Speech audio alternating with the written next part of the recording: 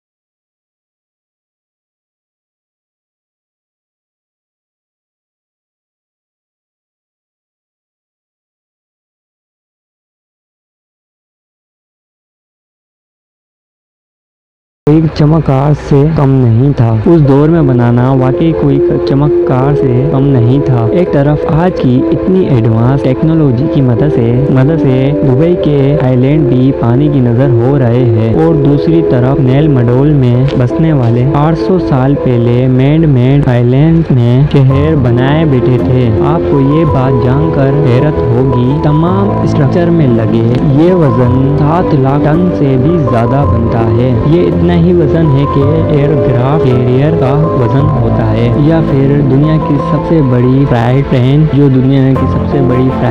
जो कि 8 किलोमीटर लंबी थी, वैसी 8 ट्रेन का वजन नेल मटोल के स्ट्रक्चर का बनता है। अब सवाल ये उठता है कि इतनी बड़ी तादाद में बसाल्ट रॉक यहाँ आया कहाँ से? पोम्पी आइलैंड की दूसरी साइड के करीब 18 किलोमीटर दूर बसाल्ट रॉक के क्वारी तलाश की गई। वो भी दरख्तों ने छुपाई हुई थी। 150-200 फीट ऊंची क्वारी पर चढ़कर देखा गया, वहाँ हैरत अंगेज तौर पर वहाँ बसाल्ट रॉक के स्लैब मौजूद है, जो शायद इसी वजह से यहीं पड़े रह गए और इन स्लैब पर धुएं और राख के निशानात पाए गए। ये जाहिर होता है इनके बीच में आग लगाकर ऊपर पानी डाला जाता था, जिसे बसाल्ट रॉक सूरत में क्वारी से अलग हो जाते थे। पैसिफिक ओशन में 800 साल पुराने की पहली का कुछ हिस्सा तो सॉल्व हो गया।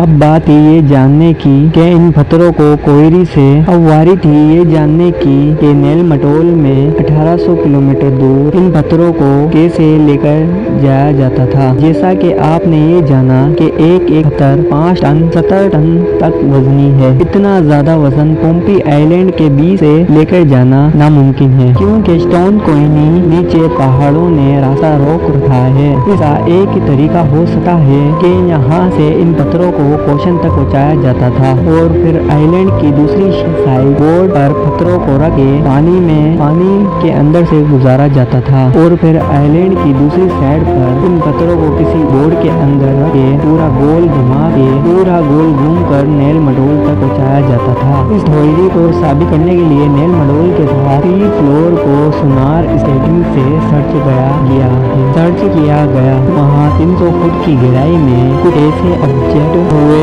जो वहाँ सी फ्लोर का हिस्सा नहीं लग रहे थे।